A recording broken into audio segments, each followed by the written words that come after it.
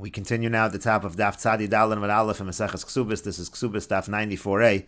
On the previous summit, there was a machlokas between the Tanna Kama and Ben Nanas in the Mishnah. Let's say you have a situation where there are 4 wives, so the last wife, the one who's collecting last, does she have to take a shvuah? Does she have to make an oath? Because really it would seem that she should not have to make an oath, because at that point in time, all the other wives have collected, and she's just collecting whatever is going to remain.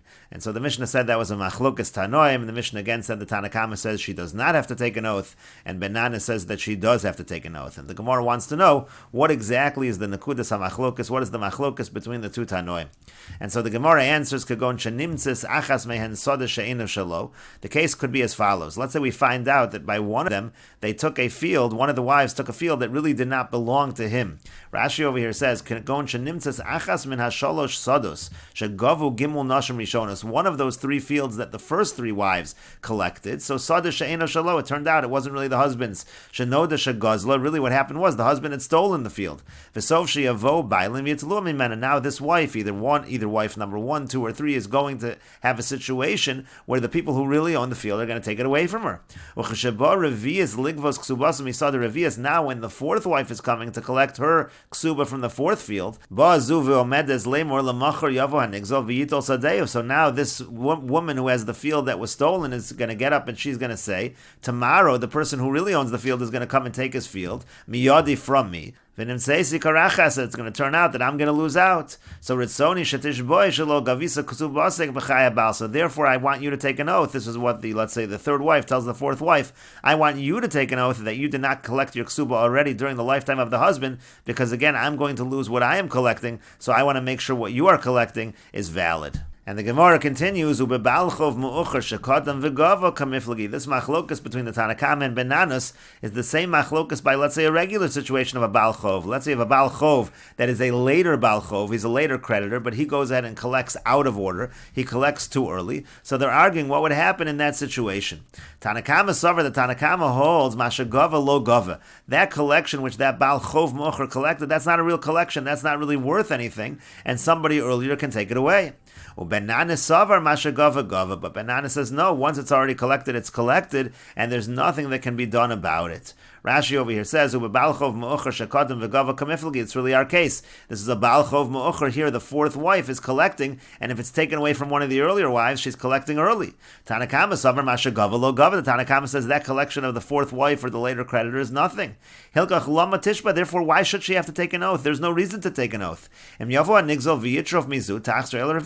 Let's say it is taken away from one of the earlier wives by the person it was stolen from, so the earlier wife will just go to the later wife and take it back. So she'll just take from her what she collected. Because the Revius really is, that 4th wife really is, a later creditor, a later Baal Chov. But Ben Nanas says, no, once the 4th collects, that's hers already. The 3rd wife can't come and take from her.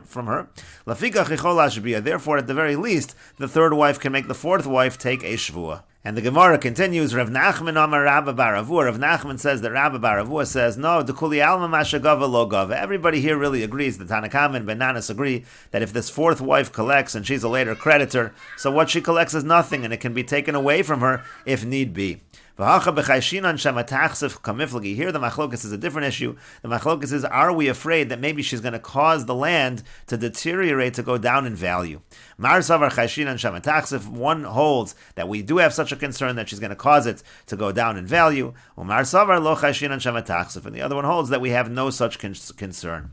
And Rashi over here explains the Kuli Alma Masha Gava Lo Gava. Really, everybody agrees that that which was collected is considered not collected, meaning if the later creditor collected the field, let's say in this case, if the 4th wife collects the field, it can be taken away from her by the earlier wife if her field gets taken away. But if that's the case, Shvuah de Ben Nanas, time am I. So what's the reason why Ben Nanas makes the 4th wife take a shvuah if the land can be taken away from her in any case? And the reason is the Kasavar Chashin and Shema Tachsif Haravias Hazos as Asada Shigova, because we're afraid that this fourth wife, she's going to end up allowing the field to deteriorate in value. Why would she do that? Because when she sees that she doesn't have to take an oath, so she knows that the third wife might come and repossess it from her if the field gets taken away from the third wife. If the third field gets taken away from the third wife, the fourth wife knows she's going to lose the field. So therefore the fourth is not going to take so much care and concern to make sure to improve the property.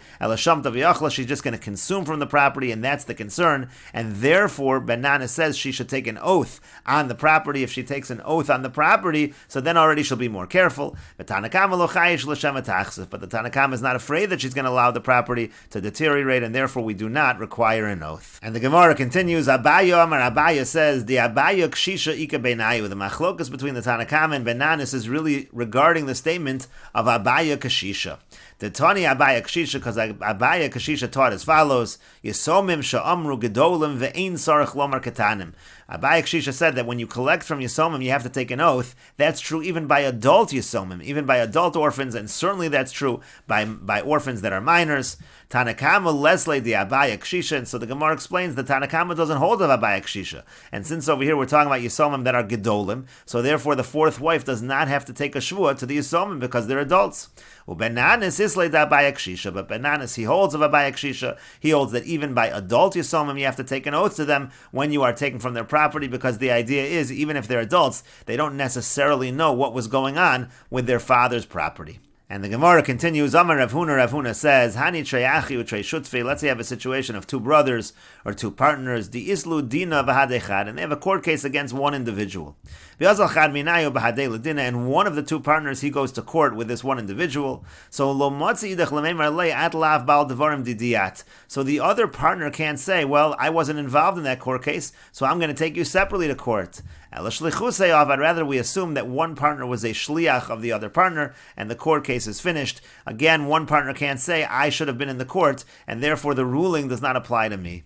And the Gemara continues, Zikler Rav Nachman l'Sura, Rav Nachman went to Surah Shailui Ki Agavnan, he had this exact question, and this question was asked, what happens in a situation, again, where one partner goes to the court case and the other does not? What's the halacha?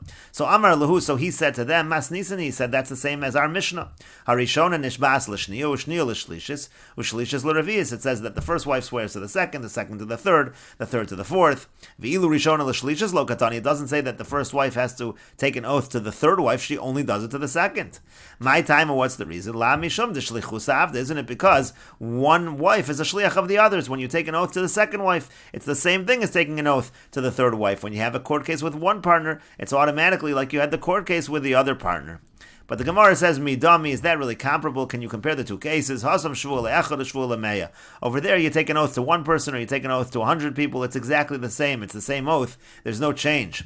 But over here, by the partnership, Amar, the other partner, says, Ilu ano havoy, if I was there in the court, ta'anina tvei, I would have had better claims. So really, it would have been a totally different court case. So you can't count his court case as my court case. But the Gemara says, but this halach is only true if he was not in the city. But if the partner was in the city and he just didn't show up, that's his own fault. He should have come, he should have shown up at the court. And the Gemara continues, Itmar, we have the following machlokas amuroim. Beis shtaros hayotzim biyom echad. Let's say you have two shtaros and they have the same date. And so now the two people are arguing who is the owner of the property. We both have a shtar for this particular property with the same date on it. Rav Amar Chok, and Rav says that they divide the property. They have an equal claim to the property, and so therefore they divide. Ushmuel Amar Shuda Dedaini, but Shmuel says no, you have to do it according to the judges, what they think the seller was intending. It goes by their discretion. Whatever they believe is what the seller intended, they can award the field to that particular individual. And the Gemara says, Lema Rav da Amar Rabbi Meir. Let us suggest that Rav, who says they divide it, meaning they have an equal claim to the field, Rav holds like Rabbi Meir. Da Amar Eide Chasima Karti. Rabbi Meir holds that it is the signatures on the star that create the kinyan.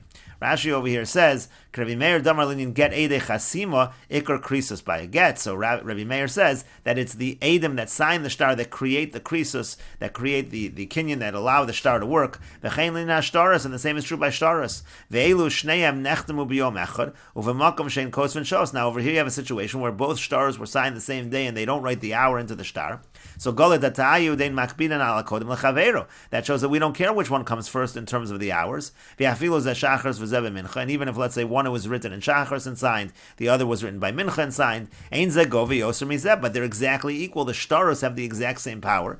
Hilkach mai shuda dedaini kolamemer. So therefore, why are we saying shuda dedaini, that it's the discretion of the judge? That doesn't make sense. Ein adam yachali afas kocho shel zeh mishel zeh. Nobody has a greater strength. It's eidei chasim akardi. They both have shtaros with the exact same strength, and therefore that's why Rav says cholkin, because he holds like Rabbi Meir. We'll continue with this discussion in the next video on Daf Tzadi Dalid Amud Beis.